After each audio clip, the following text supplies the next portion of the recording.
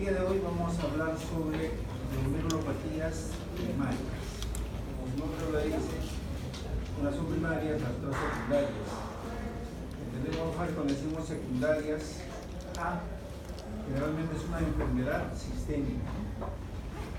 Puede ser una enfermedad tipo lupus, una artritis, pero son enfermedades sistémicas las que de alguna manera van a comprometer la riñón. En cambio aquí, la etiología probablemente no es conocida y no existe una enfermedad sistémica. Por tanto, ese riñón lo vamos a tener simplemente de la estructura de un nefrón. Simplemente lo que vamos a ver acá es el juego vascular, juego tubular, y lo que vemos aquí, ¿qué cosas son? Las diferentes células, ¿no? Acá son las asas endoteliales, que es el endotelio, las asas capilares. Acá tenemos el mesangio, el marrón, ¿no? Esta es la capa epitelial de la capa de Bowman, el espacio de Bowman, que está bañando las asas capilares, ¿no? El epitelio, que es el amarillo, y este es el endotelio. Entonces, vamos a ver, en algunos casos, el problema va a venir porque se van a alterar alguna de estas células. ¿No? Van a ver, en algunos casos van a proliferar, en algunos casos no. Por tanto, podemos hablar de glomerulopatías proliferativas primarias, proliferativas y primarias no proliferativas.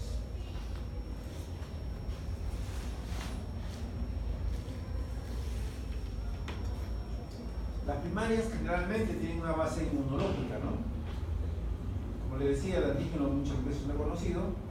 ¿Y por qué se activan? Inespecíficamente, o a veces hay un antígeno, ¿no?, infeccioso, y en otros casos factores genéticos. Entonces, esas son las posibles causas no bien conocidas. Tomando al registro español, vemos acá que hay más de 15 años de biopsias. Las biopsias se hacen más de 1000 por año, 18.800, y ¿qué encuentran? Encuentran que la neuropatía IgA es la más frecuente, 13.4%, la tipo esclerosante focal segmentaria en 7.9, casi 8, y la membranosa 7.2. Esto no es así en nuestro medio. La más frecuente, aquí tenemos la esclerosante focal segmentaria, luego la membrano proliferativa y la membranosa. Y la IgA, de verdad que muy rara. Vamos a ver por qué. Generalmente dan en algunos casos poca sintomatología, por tanto al médico no lo motiva. Como no hay compromiso renal, a veces son una pequeña hematuria, una proteinuria, no lo motivan a hacer la biopsia. De lo contrario, estaríamos haciendo el diagnóstico probablemente de digamos, una IgA en mayor cantidad en nuestro medio, ¿no? En cuanto a las lesiones mínimas, porque hay unas que son de cambios mínimos, generalmente es en niños menores de 15 años, y las rápidamente progresivas, muchas veces en la mayor parte adultos. No necesariamente todos son adultos. ¿Qué vamos a encontrar? Digamos, haciendo una clasificación, las podemos dividir en cuanto a la evolución, ¿no? Aguda, subaguda y crónica. La aguda, de hecho, conocemos el momento que se inicia, los síntomas van a ser bien claros: hematuria, proteinuria, hay edema o hipertensión o compromiso de función renal. Entonces, eso es lo agudo. Lo subagudo, el inicio no está tan claro, hay síntomas generales, va pasando el tiempo y recién se va dando cuenta que la función renal se está alterando, y generalmente esto pues toma meses, toma semanas, siquiera, ¿no? Y en cuanto al problema crónico, ya acá, independiente de si inicia o no en forma aguda o subaguda,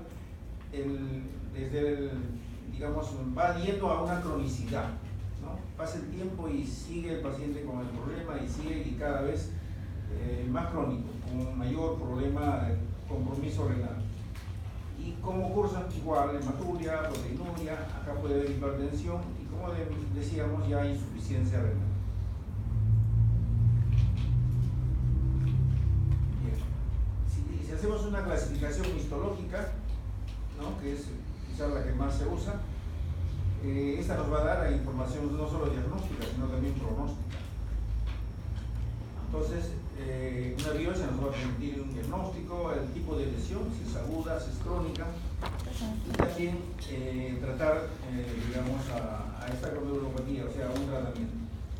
Y como decíamos, también el pronóstico, depende de cómo encontremos. Si ya de inicio estamos con un problema de compromiso renal, el pronóstico es cada vez más ominoso. Que, digamos, si en el tiempo, recién a los 5 años, 10 años va habiendo compromiso renal, pues el pronóstico es mucho más favorable. Cuando ya encontramos un problema crónico, revertir eso es mucho más difícil. Entonces, por eso es que en muchos casos ya el caso está un poco avanzado, uno, no se hace biopsia, ya hay compromiso renal importante, o en otros casos sabemos que el tratamiento va a ser no tan efectivo.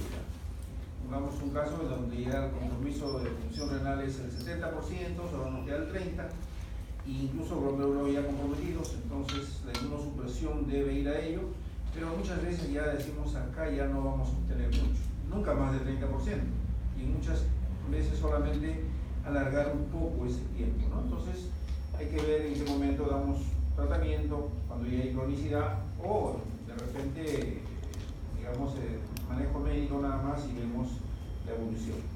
¿Por qué? Porque un paciente que llega a diálisis, que llega a falla renal, necesita diálisis, no solo es diálisis lo que se puede hacer, se puede hacer hemodiálisis, se puede hacer diálisis peritoneal y se puede hacer un trasplante. Un trasplante en la seguridad social es relativamente factible. Mañana me preguntaban cuánto había durado un trasplante y yo he visto hasta 36 años, uno de nuestros pacientes. Y había una señorita hoy día, una señora que tenía 18 años y estaba con la creatinina 0,99. O sea, es una buena alternativa, es una buena posibilidad. Ya vamos a hablar sobre eso también, una forma de tratamiento que es el trasplante. Bien, en cuanto a la histología, pues vamos a ver si son proliferativas o no proliferativas. Las proliferativas tenemos acá que va a haber un aumento de las células. De esas células que hemos visto, ya sean del mesanquio, ya sean del endotelio, o ya sean las células epiteliales, va a haber un aumento. Por eso se llaman proliferativas. Y puede ser a nivel mesangial, membrana proliferativa, la MP, la postestreptocócica también, y las extracapilares son proliferativas. De esas vamos a hablar mañana. El día de hoy vamos a ver que hay otras no glomerulopatías no proliferativas, ¿no? En la que vamos a ver que están los cambios mínimos, la glomerulosclerosis focal y cementario focal, y la glomerulopatía membranosa o extramembranosa. Estas son las no proliferativas, ¿no? ¿Y qué tanto? Nosotros vamos a ver hoy día primarias, pero también se pueden ver en el contexto de glomerulopatías secundarias. Justo en la mañana había una paciente que le habían sacado un riñón porque tenía un linfoma, pero no conocimos mucho de esta clínica que tuvo la paciente.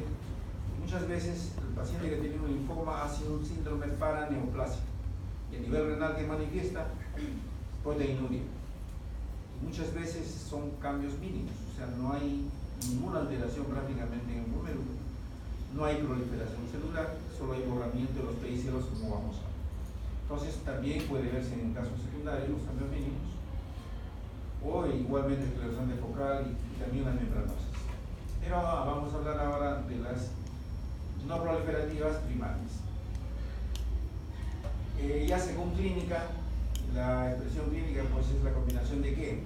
Que haya hematuria, que puede ser macromicroscópica, si pierde, digamos, proteinurias, puede ser de rango nefrótico, más de 3.5 gramos, o no. Puede haber compromiso ya renal, ya sea un síndrome nefrítico o ya un problema crónico, y también la hipertensión se asocia en muchos de los casos.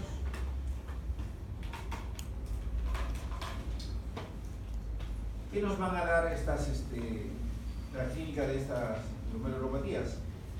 Pueden haber alteraciones urinarias que son asintomáticas, como hematuria microscópica y proteinuria menor de 3 gramos. Muchas veces está alrededor de 1 gramo y simplemente el paciente o no se da cuenta o dice tengo alguna estufita en mi orina, nada más.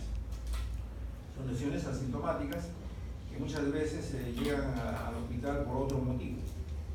Las hematurias macroscópicas, esto sí, el paciente lo ve, ¿no? Que puede generalmente no es con coágulos y muchas veces incluso asociada a algún problema infeccioso, puede ser respiratorio, pero el paciente de cuando en cuando comienza a orinar sangre, ¿no? Ya esa es una clínica pues que el paciente se preocupa y generalmente va a consulta. Y la proteinuria también puede asociarse de leve a moderada, ¿no? En el síndrome nefrótico tenemos todo esto que es característico, más de 3.5 gramos, hay hipoalbuminemia, hay un edema generalizado, progresivo, hay hiperlipidemia, también se pierden lípidos por orina y tenemos como consecuencia también una hipercoagulabilidad. Esto es un diagnóstico de síndrome nefrótico y con lo que muchas veces vamos a diagnosticar el síndrome nefrótico en la clínica de alrededor de un paciente, pero es quizás la evolución, el contexto, la biopsia las que nos va a decir es tal tipo de lesión y este es su diagnóstico y pronóstico. El síndrome nefrítico, ¿qué nos da? Nos da, además de oliguria, compromiso de la función renal, también puede haber hematuria y puede haber hipertensión. Edema es relativo, la proteinuria no siempre es más de 3 gramos, generalmente es menor, pero hay algunos casos que ya se pueden combinar, síndrome nefrítico y nefrótico. Hay algunas patologías que pueden presentar los dos síntomas.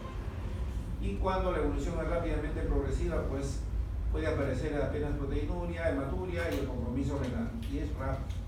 Por eso se llama glomerulonefritis rápidamente progresiva. Como vimos en el caso crónico, ya las anomalías celuliares, lo que son, digamos, de inicio se van haciendo persistentes, hay hematuria microscópica, la función renal cada vez se compromete, ¿no? Y la proteinuria puede no ser nefrótica, pero todo esto va a una progresión y en el tiempo podemos llegar pues, a una enfermedad renal 5, o sea, ya no hay función renal que necesita tratamiento de soporte o de reemplazo, como decimos, de la función renal, ya sea con diálisis, hemodiálisis o trasplante. Bien, entonces vamos a ver, aquí están las glomerulopatías y vamos a ver qué manifestaciones clínicas tenemos. Aquí hay las alteraciones urinarias que son asintomáticas. En la focal segmentaria puede haber algo, ¿no? En la membranosa igual y más en la IgA. En la hematuria, ¿dónde se presenta más? Se presenta más en una IgA, muchas veces, como decía, microscópica y ninguna otra molestia, o a veces hasta macroscópica y sin coágulos, ¿no? Tendremos, ¿dónde hay más síndrome nefrótico? En lesiones mínimas, ¿no? Que es más, vemos en niños, y en la esclerosante focal segmentaria, alguna variedad de estas es más proteinúrica que las otras, y también en la lesión membranosa o extramembranosa. Son las que tienen más síndrome, digamos, nefrótico. Al revés, ¿cuáles tienen más síndrome nefrítico? Acá está la endocapilar, ¿no? La extracapilar, las rápidamente progresivas, y la membrana proliferativa. Acá la endocapilar son las postinfecciosas que decimos, que son muy digamos, nefríticas, compromiso de función renal, hematuria, hipertensión, y algunas otras características que ya vamos a ver. Bien, ¿y cuándo hay compromiso renal rápido? De hecho, tiene que ser en una proliferativa, y si vemos, es la extracapilar o rápidamente progresiva. Entonces, mayor compromiso funcional será la extracapilar, mayor síndrome nefrítico, la endocapilar, la extracapilar rápidamente progresiva o la membrana proliferativa, y el nefrótico, cambios mínimos, focal segmentaria y membranosa, ¿no? Son las principales características alrededor de las glomerulopatías. Sigamos viendo las glomerulopatías acá en cuanto al complemento. Siempre hay muchos, como son inmunocomplejos que van asociados al consumo de complemento, siempre valoramos, ¿no? Y vemos que en lesiones mínimas, focal segmentaria, membranosa y ya generalmente el complemento es normal, C3, C4. ¿Dónde hay compromiso del complemento? En la membrana proliferativa, ¿no? Hay disminución de C4 y más de C3. Incluso en la membrana proliferativa, una de los tipos se llama, digamos, glomerulonefritis C3, porque hay un gran, digamos, compromiso de el C3, ¿no? En cuanto a la extracapilar, no hay antimembrana basal, también es normal. Cuando hay una lesión ya por inmunocomplejos, pues ahí puede estar disminuido. Y el ANCA, pues acá está negativo, ¿no? Entonces, el ANCA estará en compromiso en las vasculitis, ¿no? Tenemos ANCA positivo.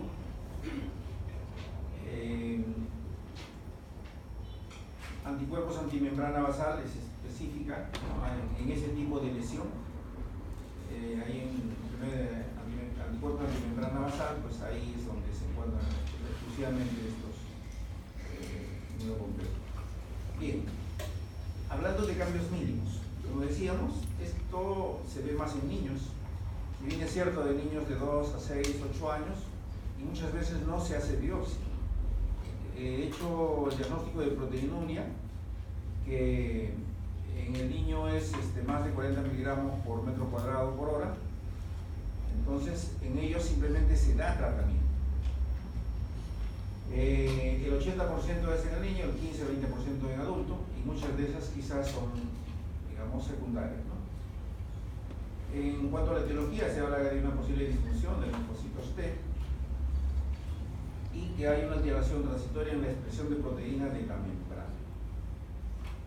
Y como secundarias, pues como decíamos, hay asociaciones a enfermedades infecciosas, alérgicas, a Hodgkin, a incluso compromiso por AINES, ¿no? También puede verse este tipo de lesión cambio mínimo secundario a AINES. En cuanto a la histología, vamos a verla por el microscopio electrónico. Glómerulos capilares normales, y con la inmunofluorescencia no hay depósitos. Esa es la característica de lo que sería a la lesión a cambios mínimos. Glomérulos normales, tanto túbulos también, y no hay ningún inmunocomplejo, ni inmunoglobulinas. Al microscopio electrónico, ensanchamiento y lo que les decía, borrado de los pedicelios o pies de los podocitos, ¿no? Desde la membrana epitelial hay unos podocitos que tienen sus pies, eso se borra y se hace como una línea, como lo vamos a ver más adelante.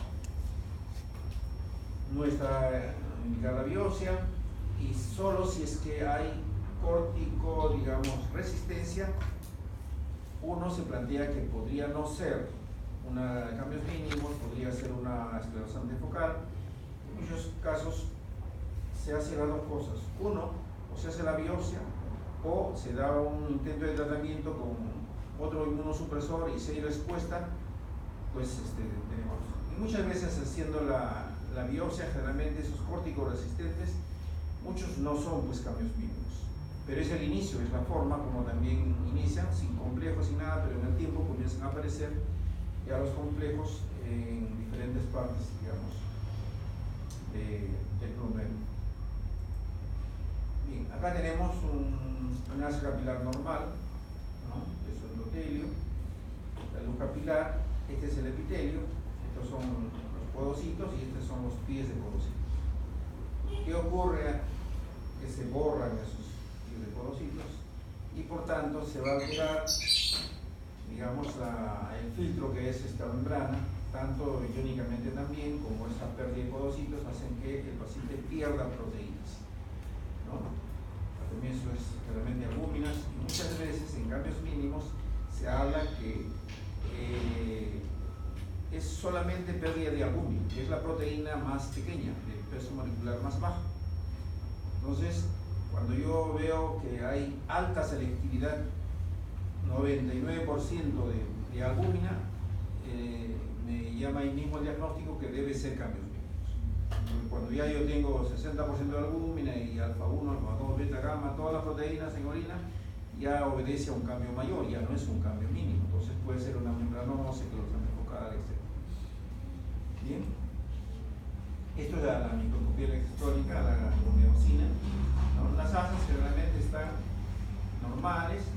estas células del mesanquio no están aumentadas, ¿no? Se respeta, hay luz en la cápsula de Bowman, ¿no? Muchas veces vamos a ver en la excreción focal se comienza a pegar, aquí no. Y las asas tienen las células dentro de su rango. Muchas veces el patólogo cuenta 1, 2, 3, no tiene más. No hay proliferación ni siquiera mesánquica. Bien, y a la microscopía electrónica, pues esos son los cambios, ¿no? Ese borramiento que hay de los pericelos del